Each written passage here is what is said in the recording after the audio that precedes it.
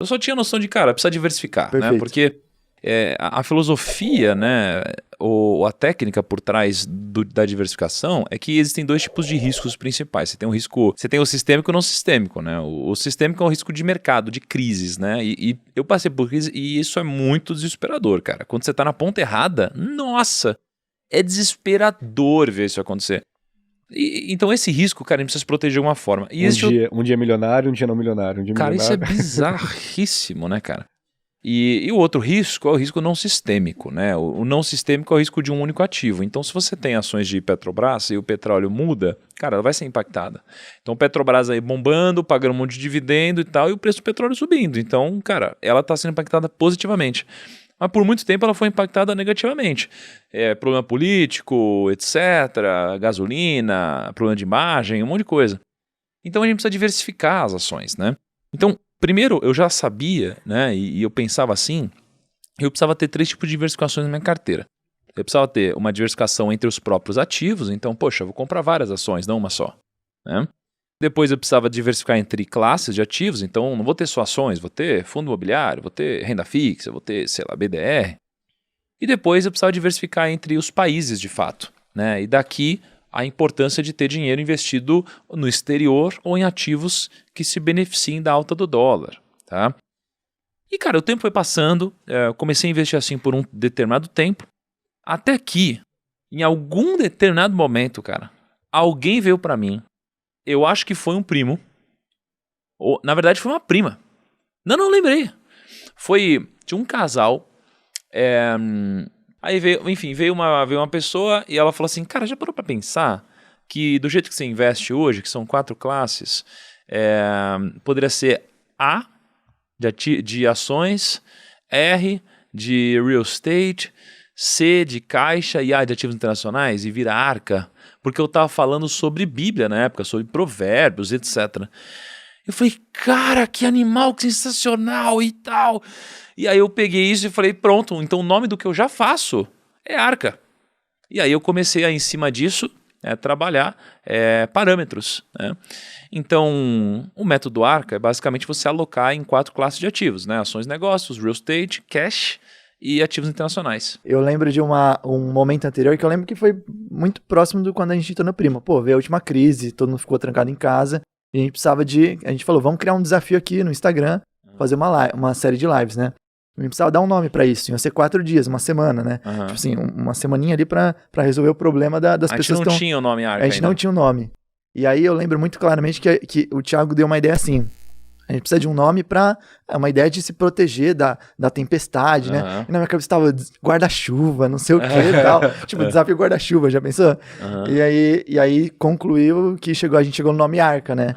E aí esse foi o nome do desafio. Mas a gente não tinha relacionado isso com classes de ativos, né? Sim. E aí meio que isso casou tudo.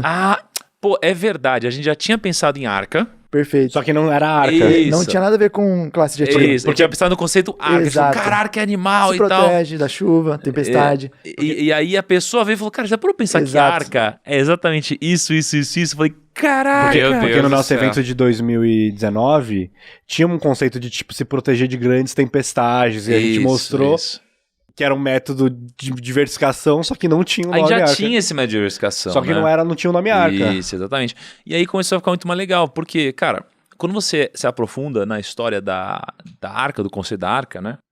Imagina que, poxa, Deus criou o mundo, né? E, cara, foi passando tempo, tinham vários tipos de pessoas vivendo por aqui, né? E aí, cara, foram nascendo as pessoas, cara. Aí a gente tinha lá o Jardim do Éden, né? Aí saiu lá Adão e Eva, aí começaram a se multiplicar, começaram a criar um monte de gente, não sei o que lá. E aí, cara, Deus, ele, cara, ficou muito chateado com a direção que a humanidade tomou.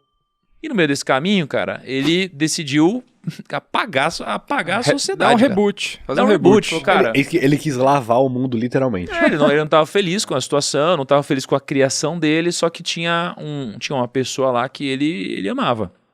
Que ele achava que tinha um coração diferente, tal, que era Noé, né? E aí, cara, quando ele decidiu isso, ele decidiu, cara, trazer um grande dilúvio, um negócio que ia destruir tudo, o planeta inteiro, né? Mas ele avisou para Noé. isso daí, né? E aí ele deu um mandamento para Noé, ele falou, cara, Noé, você precisa começar a construir uma arca, né? Para que você possa sobreviver a essa grande destruição que vai acontecer. E aí Noé, né? Ele começou a avisar todo mundo disso. Ele começou a avisar todo mundo que isso ia acontecer. Só que ninguém dá ouvidos pra ele. Falou, até parece que o mundo vai ser destruído. Até parece que isso vai acontecer. Você tá maluco? Você é só um louco. E Noé, com a família dele, estava construindo a arca. Né? E aí construiu a arca, ficou lá um tempão para construir isso, uma arca gigantesca. Tem as medidas na Bíblia, né, da arca e tudo mais. Até que veio o grande dia, cara, e tudo começou a explodir. Veio água de baixo, água de cima, começou o bicho a pegar, tudo mais. Cara, aí ele, a família e os animais entraram na arca. E, cara, eles chacoalharam, obviamente, mas eles sobreviveram. Porque estava cheia de ações, real estate.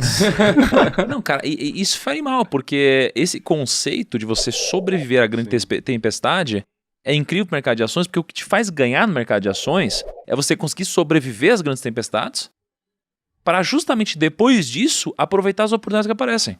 Na crise que a gente teve aqui, que a bolsa caiu 50% em 2020, muita gente criticou porque você tinha a arca, porque você tinha um caixa, porque fazia parte da sua arca, mas eu tenho certeza absoluta, se todo mundo tivesse a arca e tivesse 25% do seu patrimônio em renda fixa, que virou, sei lá, 40, 60 por causa da crise de ações, ele teria diversificado e teria comprado ações e rebalanceado e provavelmente estaria com um portfólio bem maior hoje. Foi um pouco que a gente fez. E aí, cara, então esse conceito da arca, a gente falou, cara, esse conceito animal, porque é exatamente o que a gente pensa e agora a gente encontrou um símbolo para isso. E a gente começou a criar os parâmetros de, putz, o que é arca de fato, né? E a gente entendeu, bom, A de ações e negócios, R de real estate é mercado imobiliário, C de cash, de dinheiro, né, de liquidez, e A de ativos internacionais, né? Então, compondo, né, o seu portfólio com essas 4 classes de ativos, você tem a arca.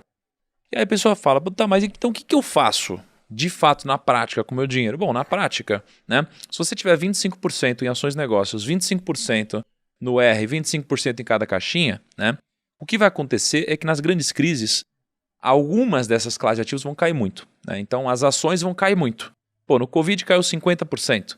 Então o que você tinha, se você tinha 100 mil reais, ia virar 50, né? O mercado internacional caiu muito também.